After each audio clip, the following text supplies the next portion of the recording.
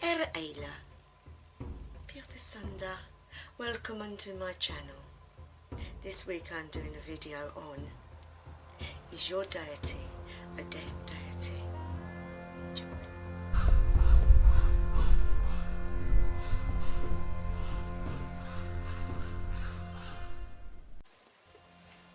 Hi guys, Tuva here. I wanted to show you the altar first. Now this video is really a message from deity. For those that are starting off with new deities that don't know what their attributes really are.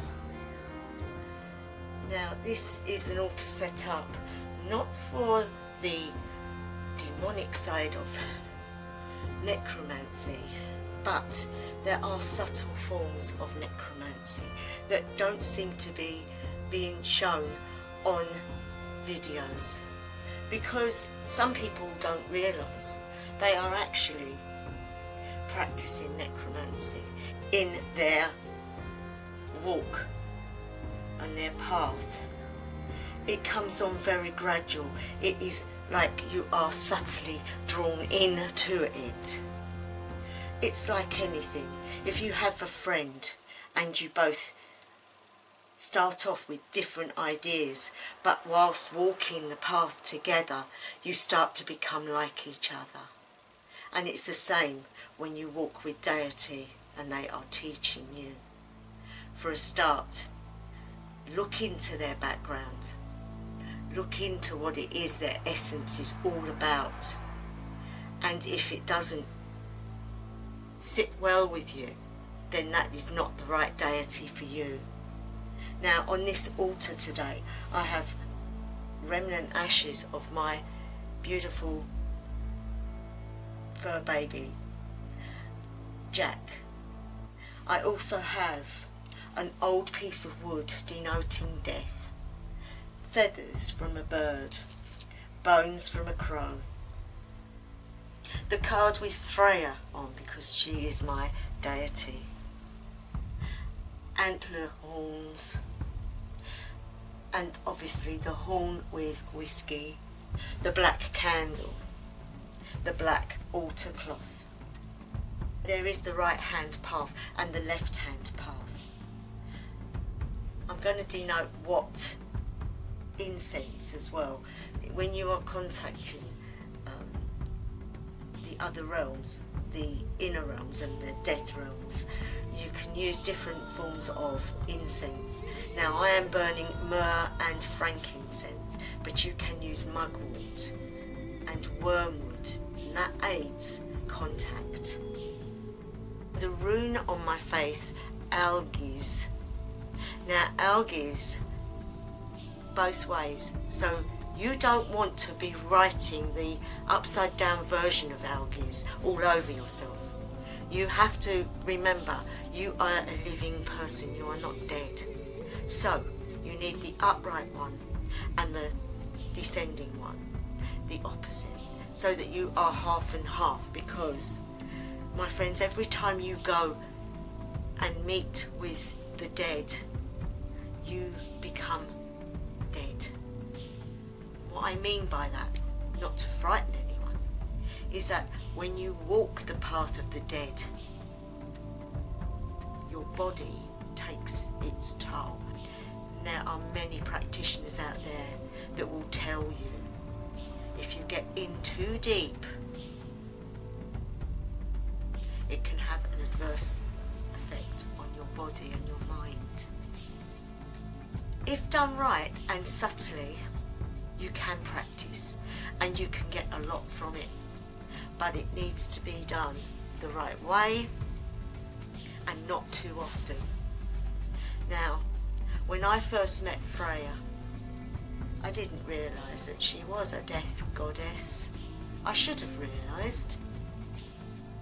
I mean, she takes the dead into Fogvanger. You know, in the big field, the warriors will sit and drink and have contact with her. As like Odin takes his too. Valhalla, another big hall where they will drink. So when you make contact with these deities, to start with, it will be very light and very okay, because you are only just meeting. As you get to know each other more, you start to represent more things. So now, if you're going to contact, say for example, my deity, Freya, eventually you will start to take on the traits of that particular goddess or god. And they will aid you, but they will be with you, but they will be giving that energy to you each time you connect to them. And that's okay. But we have to remember, we are living beings, we are not on the death plane. And as such, we will start to deteriorate every time.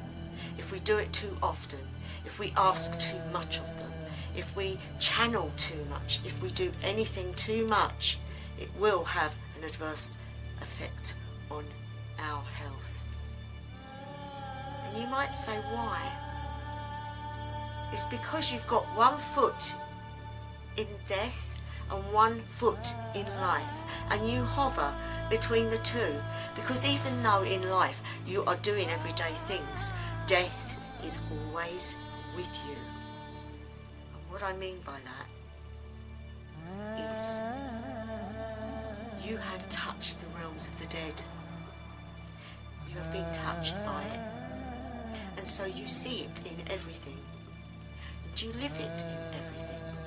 And you may not be afeared of death itself or what's going to happen, but it will have its toll on you, because it's like, say for example, a cut on your arm or your hand and no treatment to it. What happens? It starts to necromise, it starts to die, the tissue dies, and it all gets worse, and it starts to rot because of the infection. Death isn't an infection, but it is not something that we were born to be part of until it happens to us.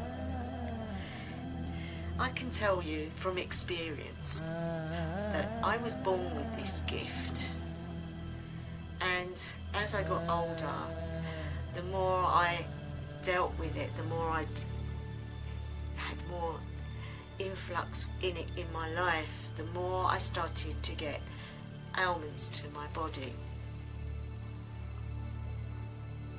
So from an early age, I saw and heard and did things that other people didn't, and knew beings from other places. I didn't know that other people couldn't see them or hear them. That was the way it was, and so I grew up over the years with these things.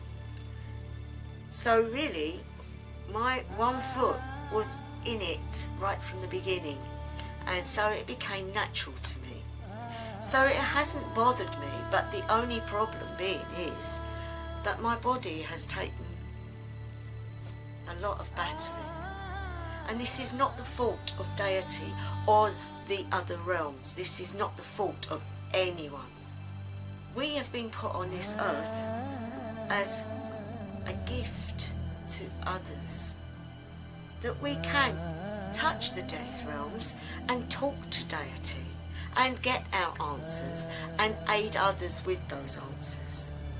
And we've also been taught that we are only on this earth for a very short period of time, and so suffering is also good to the gods. They see it as being alive, and that is true. It doesn't matter what problems that you have. If you've got problems, you know you're alive, and it is so with death.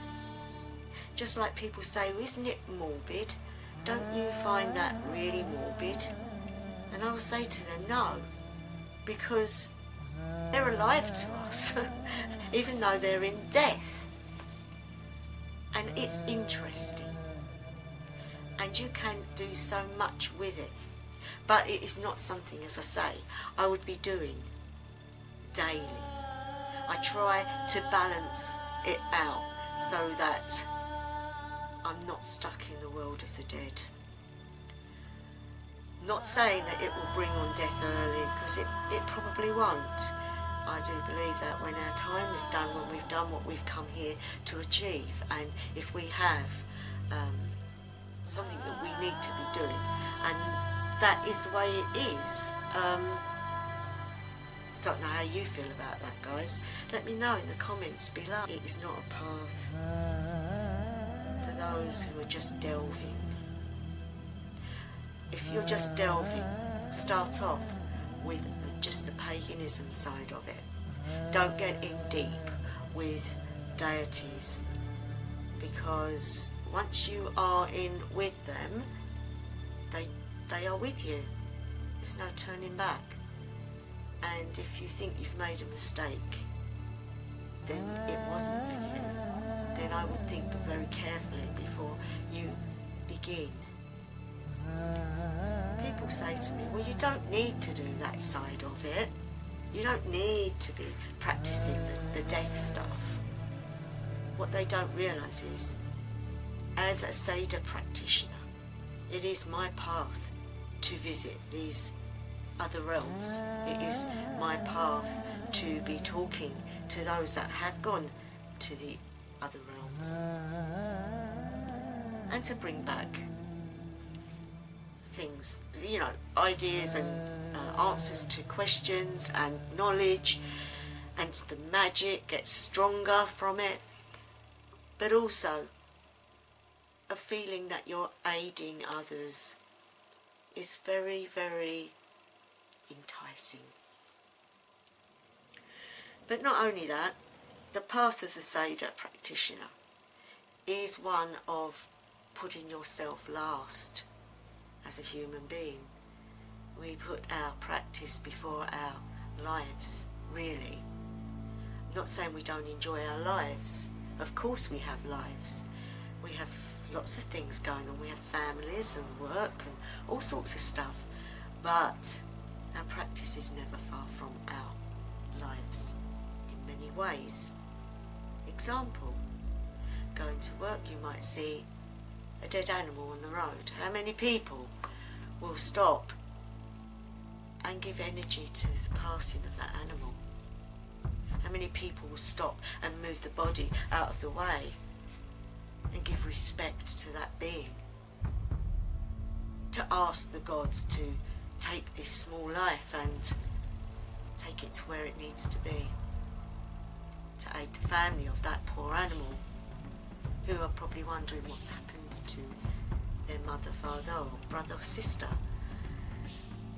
We feel things very deeply in this, and can become very attached to dead things. Now on the dark side, it is taken even further. They will be doing death rituals, they will be doing death magic. They will not have a conscience if somebody asks them to do something to aid them in a nasty way. They will do it because they don't see a problem with it. And when you look at it from their point of view, yeah, that's fine. It's not them that's in the wrong, it's the person wanting it done that's in the wrong. They don't believe in karma and things like that, or if there is any karma, they don't believe that it will come back on them. Whereas some practitioners do believe that they should use it for good only. And I am one of these people. I will not do dark magic. If I'm using blood, I use it for the benefit of others. But that is the difference between the left-hand path and the right-hand path. And when you start, you have to realise what you are inside, as which path you are going to walk. When you start, it does mean you have to think about death a lot. Every day you have to put something in your mind's eye, be it bones, going to the graveyard and sitting on a grave for many hours without fear, visiting places of death, researching death, researching all the deities of death, and not just of your pantheon but of all, including things like death camps during the Second World War. These are all mighty things that have been filled with the death energy, and you're not actually relating to it, but you're taking that energy and you're taking it within you and you are becoming it. So that is why I am telling you guys, you need to think very carefully before embarking on this type of path. There's much joy in this path as well, but this is the aspect of the death, and I needed you to know this message because I have been told by Freya to give this message. She is with me when we need to work on things, and so this is something she wants to get out, and so I am obliging her with giving this message out. For when you look at videos on YouTube, you see the lighter side sometimes rather than the darker side of things. I like to give knowledge as knowledge is, and I hope this helps people starting out. It is something that is within you. You are born with it. Now, I don't want to drone on about all this, but I thought it would be good to maybe do a bit of a path working. If you're not prepared to be enlightened into the death realm, I would turn the video off and look at something else, for I do not want to be anyone that's given you nightmares. Death realm is not as people see it.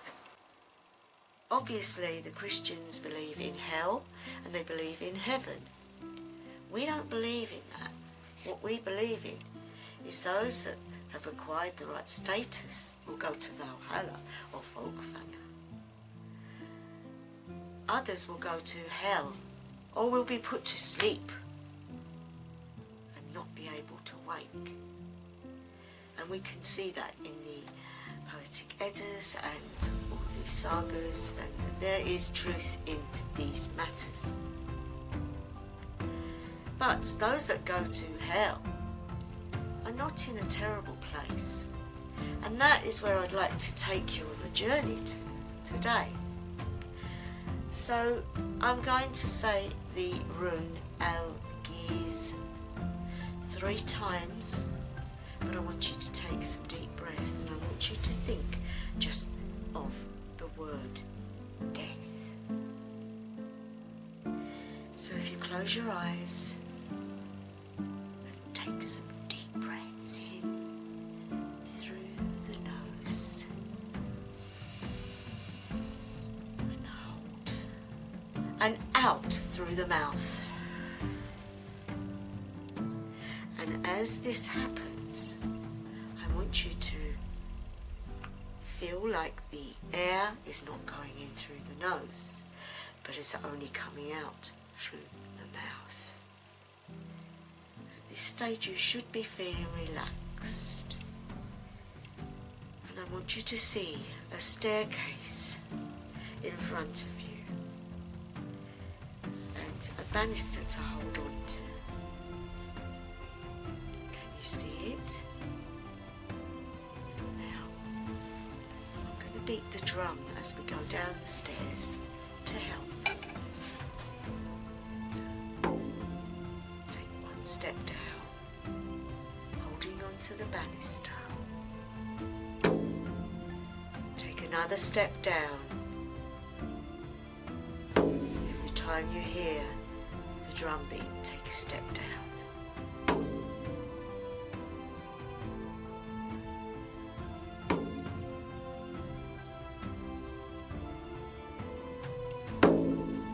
Everywhere is dark around you. There is no light.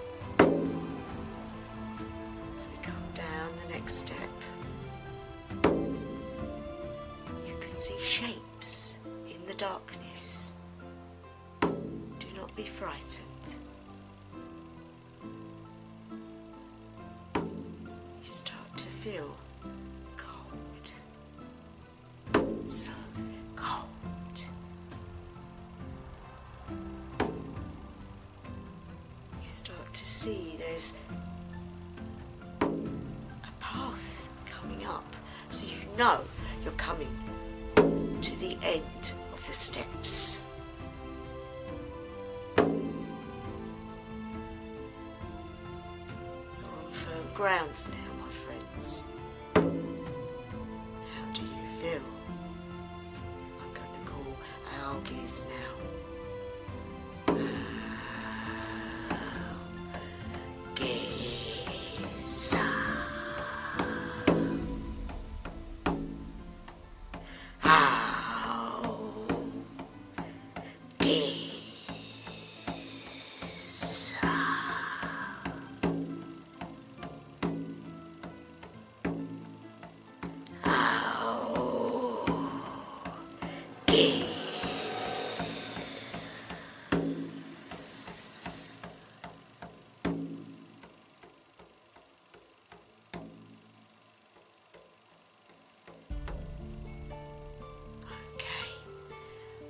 In front of you is the symbol for Algiz. It is a straight stick with two arms coming out, but it is pointing downwards like a fork.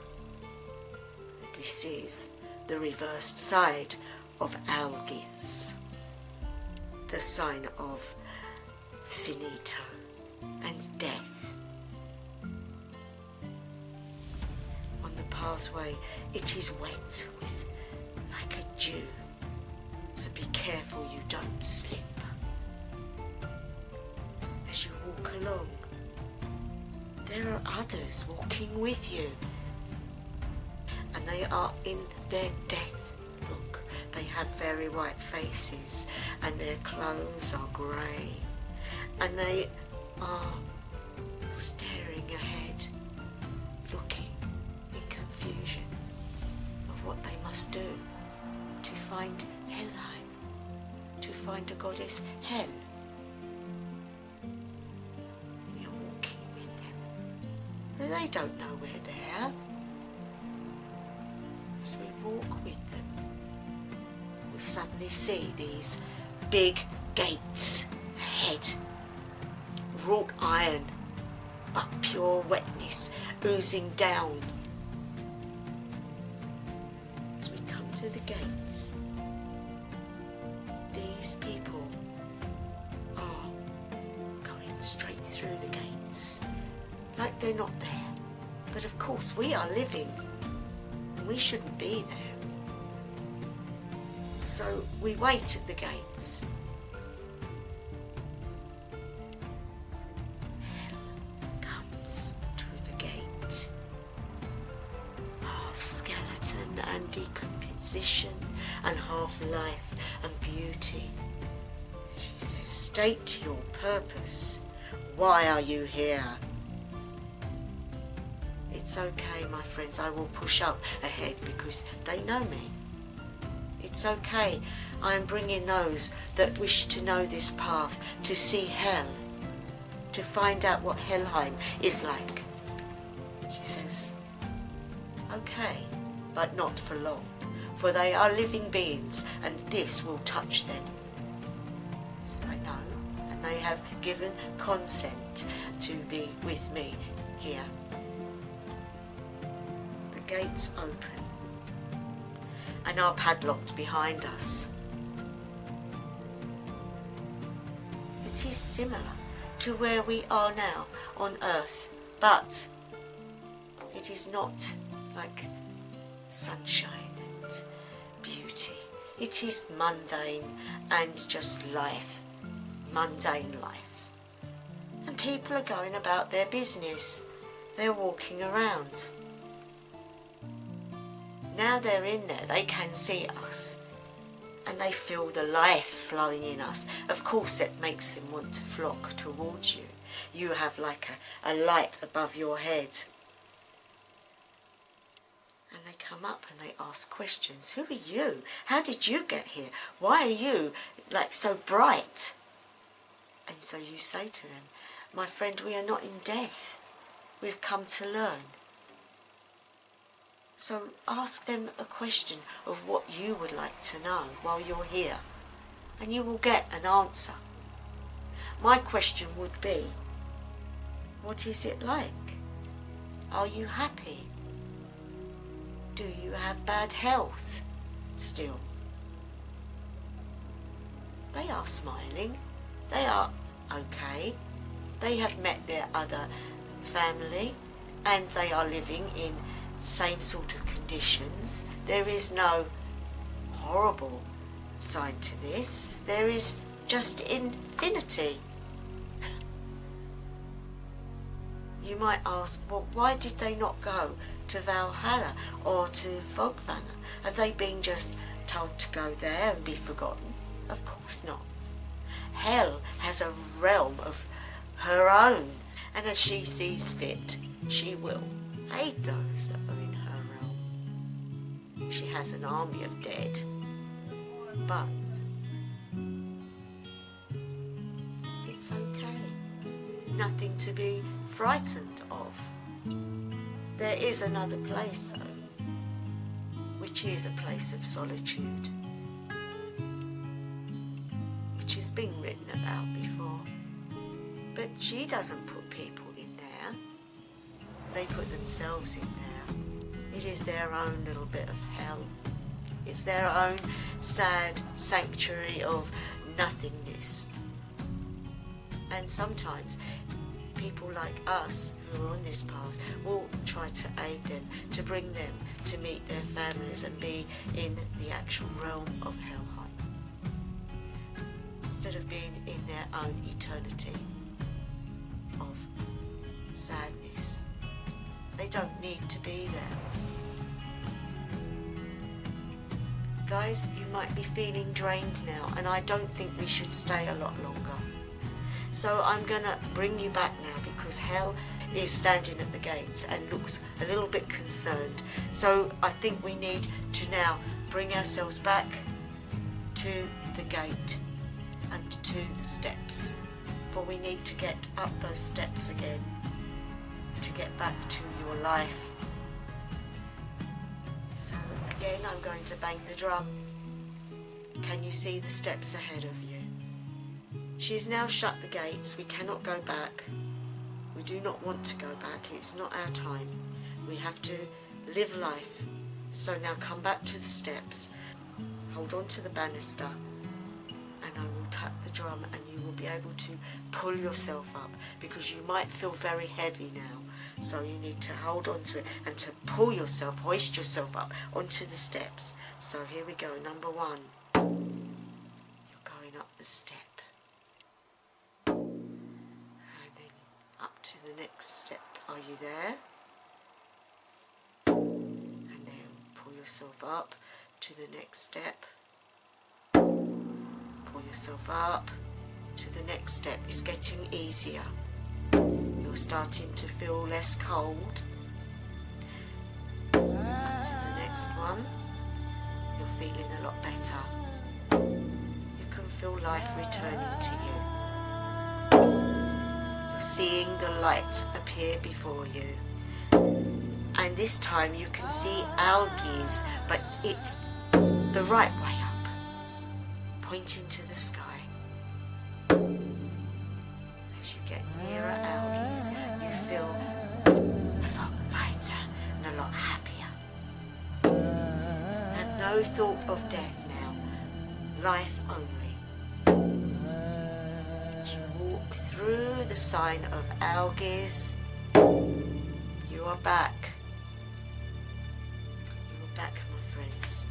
Back to the realm of the living, back to your lives, back to where you was before you started. Now, definitely go and eat something and drink something. You need to ground yourselves, and you need to forget the death realm. You need, if you're not going to practice, do not keep thinking about death. Do not look at things on the telly about death, even news articles. Try to avoid it for at least a day, for that draw will draw you, and you don't want that. And there it is, guys. I hope it's not been too heavy, but it was something Freya wanted me to put out. And so instead of me channeling her, because it would have been too much, me channeling her and also taking you there and also talking about it, setting it all up, it has a profound effect on you, and I will be feeling the effect for a few days now. But that's okay, guys, that is part of my path, and that's the way it is. Freya's really kind to me. You know, they don't do it to hurt us. They are living that realm, they're living that, and so it's sometimes hard for them to realise what toll it does take on us. So you have to be really certain it is something you want to do. So there, I'm going to leave it this week, but I'm going to thank all the new subscribers that I've received. I am absolutely amazed and really happy. Thank you so, so much. It will help the channel to go forward. And if you have enjoyed this content, anyone who is watching this that hasn't before, please subscribe and hit that notification button so that you don't miss anything that I may be uploading in the future. And maybe you'd like to see some of my other videos. To those that are returning, cheers, thumbs up, thank you, really appreciate it. And to all those that follow me all the time, a big kiss and a hug from me to you. And I will be back midweek this week with a rune video. So I hope to see you there, guys. And I'm going to leave it now. So wherever you are, whatever time of day, night or evening it may be, I wish you the best ever. House of Alang.